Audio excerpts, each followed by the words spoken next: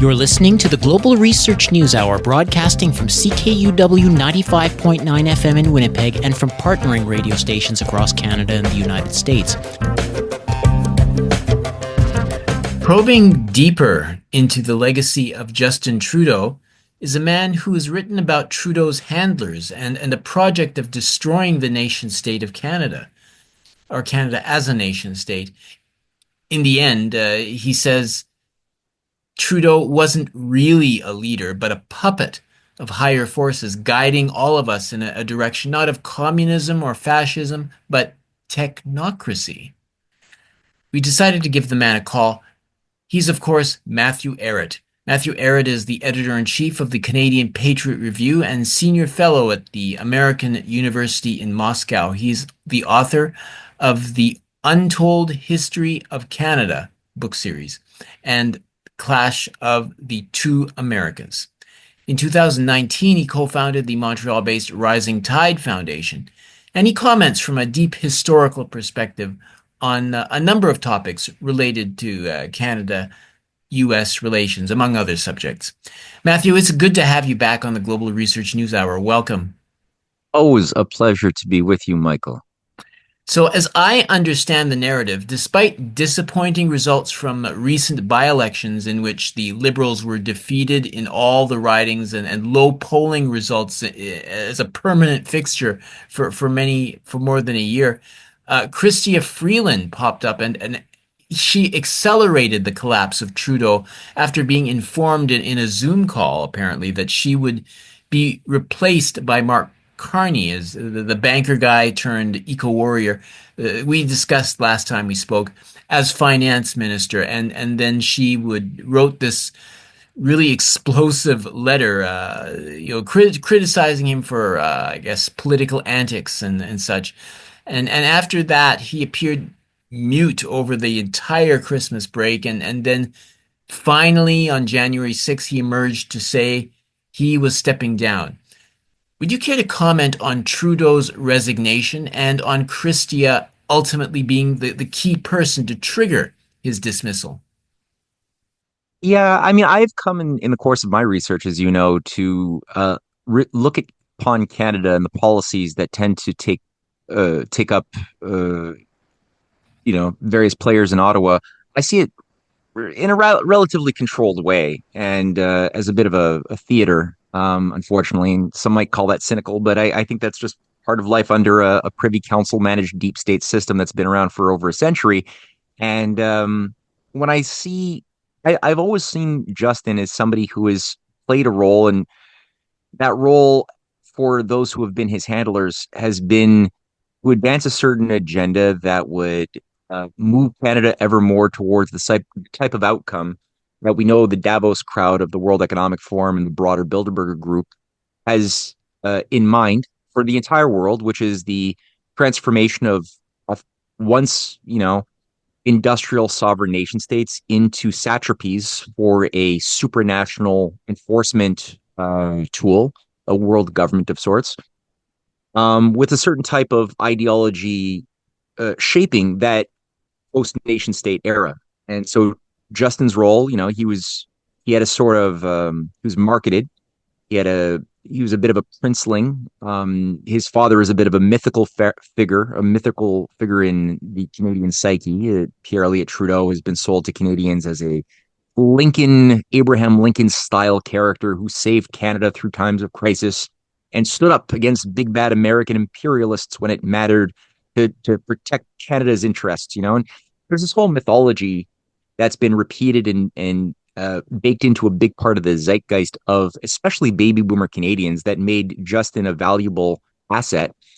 But when you listen to Justin speak, from his earliest days entering politics in 2000, I guess it was 12, that he was brought in as an MP and he was always set up to become prime minister.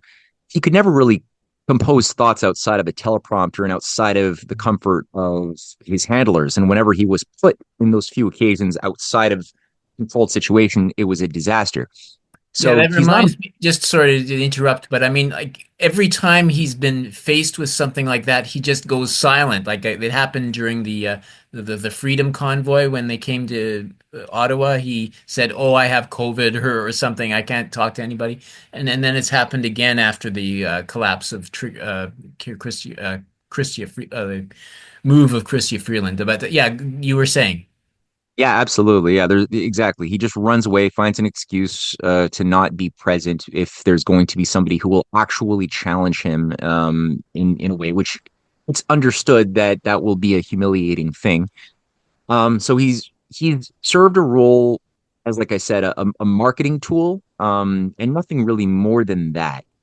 So the idea was to always simply use him till he had nothing left to squeeze out of him, and I think that point has come and gone, and Yeah. his usefulness is now pretty much it's over. The scandals built up, he's embarrassed himself in India, destroyed relations with India, the blackface thing, he tried to ignore it, but it still kept coming back. His settlement with the family of the underage girl who he had sexual relations with as a high school teacher kept on coming back to haunt him, and just his general detachment from the concerns of your average Canadian worker. It's just too much. And so they're flushing him now. And so I think Chrystia, being a Rhodes Scholar of somebody who is part of a slightly upper level management class within the technocracy shaping Canada, was told that now is the time to make a maneuver that would be a signal to shift gears as far as initiating a new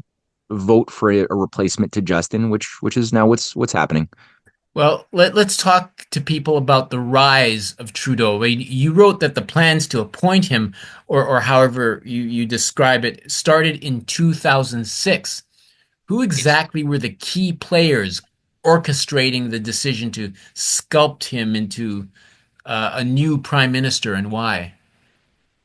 Well, for that, one needs to go back down to the organization, a think tank that was created called Canada 2020. It still exists. They bring in people like Barack Obama and other liberal behaviorists into Canada to lecture. And this was created in 2006, or actually, I think it was first created in 2003, but it only started really hosting conferences and becoming a more politically present force in Canadian politics in 2006. And some of the co-founders of it included people like John Manley, Bob Ray, Anne McClellan, Bill Graham, and Tom Axworthy were also co-founding members of this thing. In fact, also I would say Diane Carney, Mark Carney's wife, even before Mark Carney became governor of the Bank of Canada, she was one of the leading, I think, the president of research at the Canada 2020 think tank. Um, Interesting. yeah. So there's a sort of these are all indications that the Carneys both have been vetted by very high up forces to play a role in determining certain outcomes within the Canadian system.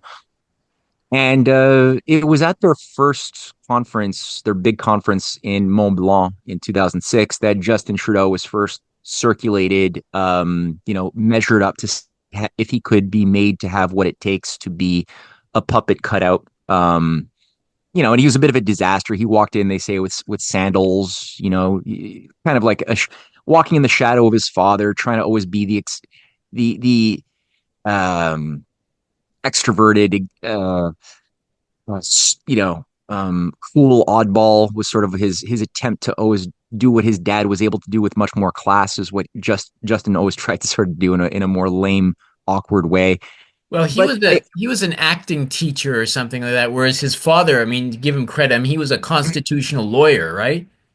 So it's yeah, and his father actually had Jesuit training, could use logic, reason, debate. He had great debate skills. So his father was a much more competent technocratic figure, very rigorously minded, a vicious character. I'm no fan, but I can respect the quality of mental power that Pierre was able to wield.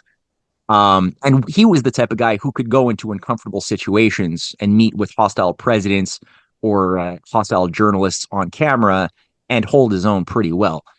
Um, so Justin is just a shadow of a shadow, crippled, emotional character whose whole life has been largely, stage managed with flatterers and handlers, including Gerald Butts or Dominic LeBlanc, childhood friends who were part of always the Canadian deep state, both of them. Mm. Uh, or Thomas Pitfield, Michael Pitfield's son, is also a childhood friend and lifelong manager handler of Justin. So you got these guys who are brought in to be his friends. Kind of Truman. It's kind of Truman showy. When I look at this stuff, that's what it reminds me of. This poor kid. Um, but so there's no real substance. He didn't have like a normal upbringing or childhood set of experiences, and so that shallowness was very clear at the earliest stage. And I took took the Canada 2020 team some years to, I think, prep him, workshop him to the point that he could be brought out as he was in 2012 to be eventual, very soon, first the head of the Liberal Party after Ignatieff took his turn, or maybe then it was Bob Rae who was the interim leader. Mm. Um, and Bob Rae is another figure who was a Rhodes Scholar, very close to Chrystia Freeland, Rhodes Scholar, and gave up his own seat so that Chrystia would become a member of Parliament and be one of the primary handlers of Justin in 2013.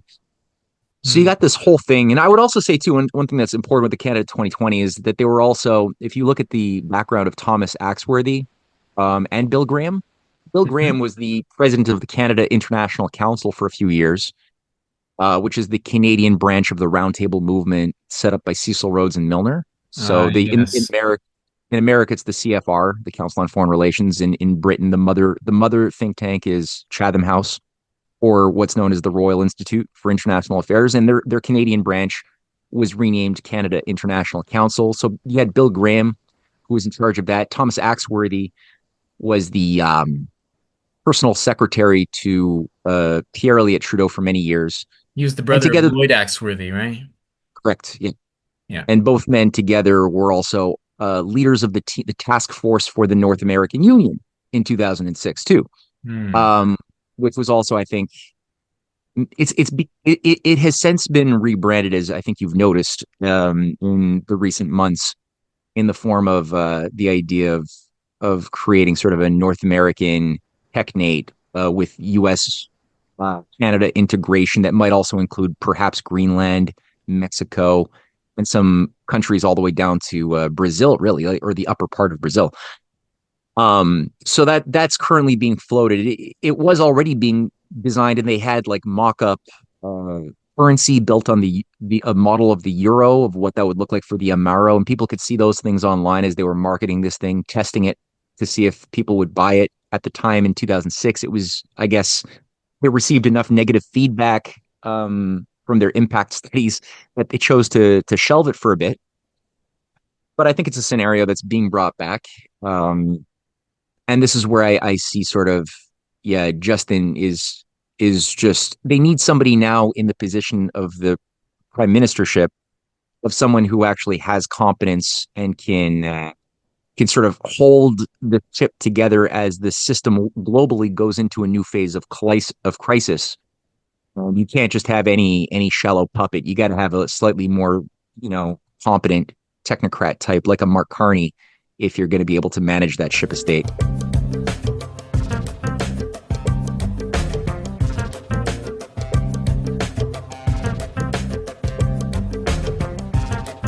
If you just joined us, you're listening to the Global Research News Hour. My name is Michael Welch, and I'm here with the editor of the in chief of the Canadian Patriot Review. That's Matt Ehret, Matthew Ehret. And we're talking about the rise and fall of Trudeau and what's to come. But first, I just like to maybe get you to maybe briefly talk about. I mean, with regard to this change of the attempts to convert this confederation into a technate. Um, I mean, it started way back in the 1930s, but over time they had these moments, and I think as recently as I mean, so there've been I guess rival factions within the Liberal Party vying for control, perhaps. I mean, if I mean, like there's segments of it that's resisting these sorts of Yeah.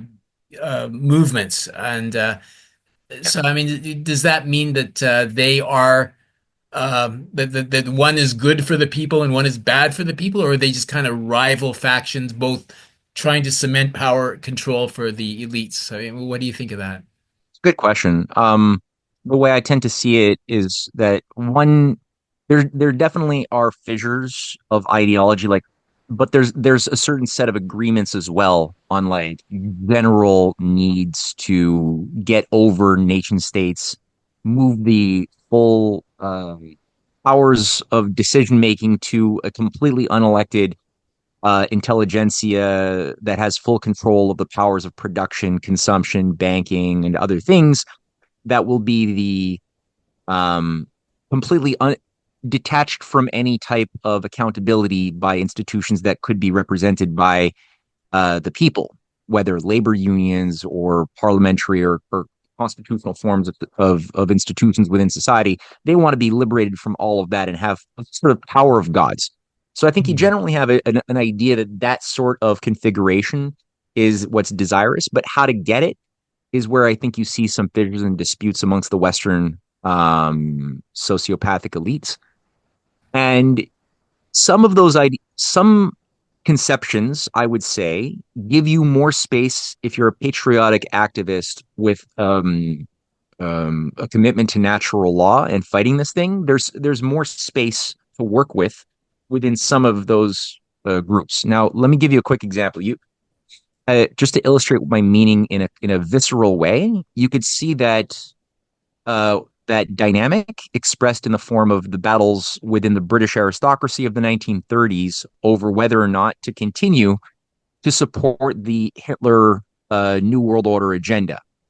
And for decades before 1936, when King George the or Edward the Eighth was ousted by a controlled sort of scandal to eliminate him and replace him with a slightly more competent figure as king, he was the Nazi king, you know, and he wasn't alone. Big chunk of the British aristocracy, Lloyd George was hyper pro-Nazi. Members of Parliament very pro-Nazi. Oswald Mosley was just one of many. Chamberlain was also relatively favorable to a Nazi-led Europe and Russia, and the idea was, you know, they were going to have a dividing up of the control of the world with Wall Street aristocrats having jurisdictional control over a big chunk of North America. Britain would have most of its colonies still maintained. Hitler would control, you know, Russia and most of Europe and some of so there was a big chunk of the Wall Street London axis that wanted to continue with that, and then another faction that realized that Hitler was not the thing that they thought he was. He wasn't as obedient to the prompts he was expected to follow, and had visions of being the senior partner in the New World Order instead of the junior partner. And so there was a big fight. We could see it between groupings of very not nobody was good, but there was a fight, and they decided to ultimately abort their Hitler program for and fight another day, right? Okay. So if you didn't have a Franklin Roosevelt, if you didn't have a Stalin, if you didn't have a Mao at that time that had carried out a type of struggle, a battle against the systems of empire, then the world would have looked much bleaker. And the fact that you had this configuration, I believe, like authentic nationalists for all of their problems, but they were not on the side of this depopulation and technocratic agenda. They were able to force a much different paradigm, which took many decades to undermine during the Cold War. So what I see with the case of Canada, you know, we have in the Liberal Party a sort of tradition expressed by the old guard of like Jean Chrétien, who was typically in resistance to this type of program of the Technate idea you alluded to. John Turner, another guy who, you know, was prime minister for 2 seconds, Hmm. generally was resistant to NAFTA and that orientation of world government. Seems, at least it seems so. Definitely, Jean Chrétien was certainly resistant to it.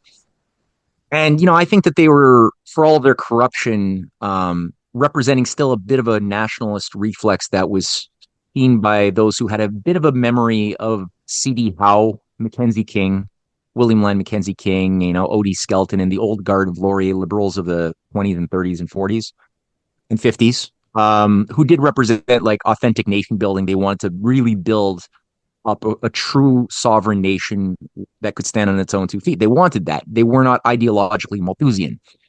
And they wanted to use the power of the nation state, the instruments of the national bank as much as they could to build our infrastructure and to do something for the next generation. So you have that. But then you have this other thing. And that other thing is reflected by these Canada 2020 is just, they were set up to reorganize the Liberal Party to de-Cretzian it. It was the de-Cretzianification of the Liberal Party during that time when the Liberals were taken down in 2005 through a scandal, and then there was a purge of party leadership and a restoration of more technocratically minded assets under Ignatieff and then Bob Rae that came out dominant. And that sort of same thing was done earlier on in 1960 with the thinkers conferences that Thomas Axworthy also participated in with a network of liberal technocrats in 1960 to 61, right? While after C.D. Howe died and Diefenbaker was in power for 5 years, that 5 years was a purge period where all the C.D. Howe liberals were taken down. Walter Lockhart Gordon played a big role, who later became the architect of a lot of Canada's protective nationalist policies that Canadians tend to have liked. But in fact, I would say at the time, the motive was to simply keep Canada more locked in to the system of the Privy Council the British Empire controls, which didn't like having or seeing their American junior partners, in this case, it was the Rockefellers, you wield their economic clout and power to gain more influence territorially over assets within Canada, which is what they were vying for in the 50s and especially the 60s. So Walter Lockhart Gordon was part of the British Empire faction that wanted to keep Canada locked into the crown and the global controls there. And that's why they had to purge the C.D. Howe liberals. So you have these types of conferences that Canada 2020 represented at moments when they need to just sort of do hard shifts, right? Hard shifts on the machine, which are not going to happen gradually. They need to do it more abruptly. So that's sort of the way the Canadian system is managed, I guess, stage managed by the London controllers of the Privy Council. And there's always been a battle, like I said, with their American pseudo allies, sometimes rivals. And I think that this convergence of the Peter Thiel Silicon Valley imperial Straussians that are currently in play right now and have gained a lot of influence around Trump. Trump, I don't believe is fully one of them, but I don't think he fully understands the game either. I think he's in danger of being an instrument for a different kind of empire. And I think that there is a bit of a battle right now over, just like there was in in those two cases I just outlined in my rant. There does seem to be a battle line because you have Russia, you have China, you have countries of the BRICS that have rejected the depopulation agenda, that are increasing their abundance, their productive powers, their excellence, and they're becoming more difficult to battle if we continue on our path of mediocrity. That's been a 60-year program of deindustrialization, mediocritization. So how do we fight them? Thinks a geopolitician who's like a cold-hearted geopolitician. If you've made everybody who you need to use stupid and unproductive. And so I think that there's currently sort of a clash of the old guard, hard Nazi movement of the British Empire, which wants to double down on their depopulation, Green New Deal, green genocide agenda, which Mark Carney seems to be a vicious representative of that ideological grouping. Sounds more like Freeland. Both, well, they're both Oxford creatures. They're both in Oxford, I think, around the same time before being brought into broader intelligence operations. Freeland through Reuters, Carney through Goldman Sachs. That's sort of the feeder school, right, into the Kabuki. Yeah, exactly. But they work together very closely. But now they're fighting each other. Yeah. Well, that's the thing. I think it's a surface fight for the drama, for the public consumption. But I think that Carney and Freeland both represent the eco-genocide technocrat agenda that doesn't want to change what they've been doing as far as commitment for depopulation under this Green New Deal thing for the past decades. And then you've got this other faction presenting such like names as Elon Musk or Peter Thiel that are trying to really influence Trump heavily right now to um, build up the physical productive base of the United States, which benefit Canada. Frankly, it's possible. As far as just not wanting to do it because it's good or moral, but simply practically in order to fight Russia and China. Yeah. So Could I just ask you, we're running out of time. Could I maybe just ask you one more question? According to polls, conservatives are leading the liberals now by 20 percentage points, and they've been in the lead for about a year or more. I find it hard to believe that any credible candidate would want to seek the leadership of the Liberal Party in its present state. Why would this grand banker guy want to waste time leading an opposition party, as looks to be the case right now? well, I think he's been given guarantees by forces that are much more powerful than him. That this is what you're going to be doing now, and the elections, I believe, are only officially going to happen probably in October, but it could maybe be triggered earlier. Certainly, there's already propaganda. He's being brought into Jon Stewart. They're really doing a lot of work to brand him again as the great Lincoln hero, the Pierre Elliott Trudeau 2.0, who saved Canada in a time of crisis. The great, so they're already creating a mythos around him and marketing him to an American and Canadian audience. So he's going to be the replacement to Justin. I guarantee it. I've been saying this for 3 years. You know, I don't know what. I agree with you. It's difficult to imagine what kind of propaganda would be needed to shift such statistics as you just mentioned. 20%, a 20% lead in favor for the Conservatives is a very tough nut to crack. I don't know. I don't know how they're going to do it, but I know that people are very malleable and kind of like Julius Caesar. Shakespeare's Julius Caesar. They could cheer for Pompey 1 second, and then cheer for Julius Caesar if he offers them more circus, but bread and circus and drink. So I don't know. I don't have too much faith in the malleability of the mob and how they're played like an instrument. Well, we're out of time, Matthew, but I really appreciate your look at Canadian history from a deep historical perspective. I mean, could you briefly just remind our listeners as to where they could go to learn more about your writing? Try CanadianPatriot.org or MatthewEhret.substack.com. But CanadianPatriot.org, you can get all my books and a lot of writings for free as well in there. Oh, yeah, you recently published a few, right? Okay. Well, thank you so much for joining us, Matthew. Thank you. We were joined by Matthew Ehret, a researcher, a commentator, and the editor of the Canadian Patriot Review. He spoke to us from Montreal. That concludes our episode examining the rise and fall of Trudeau. Just a couple of notes before we end this show. CKUW 95.9 FM in Winnipeg, the program that hosts Global Research News Hour, is having its annual Fund Drive edition starting February 7th. As a community radio station, we don't receive corporate or state funding.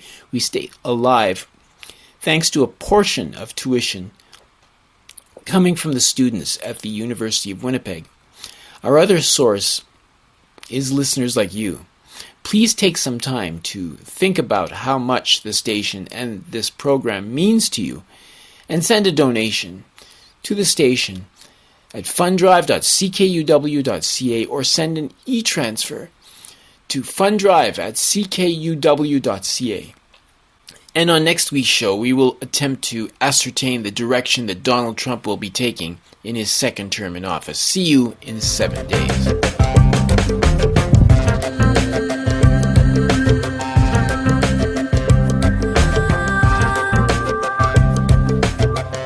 You're listening to the Global Research News Hour, a program funded by the Center for Research on Globalization and produced in collaboration with campus community radio station CKUW 95.9 FM in Winnipeg on the traditional lands of the Anishinaabe, Ininu, Ojibwe, Dene, and Dakota, the birthplace of the Métis Nation in the heart of the Métis Nation homeland.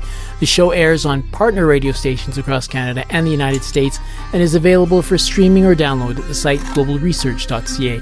To leave feedback on this program, please email globalresearchnewshour@gmail.com. I've been your host, Michael Welch. Thanks once again for joining us.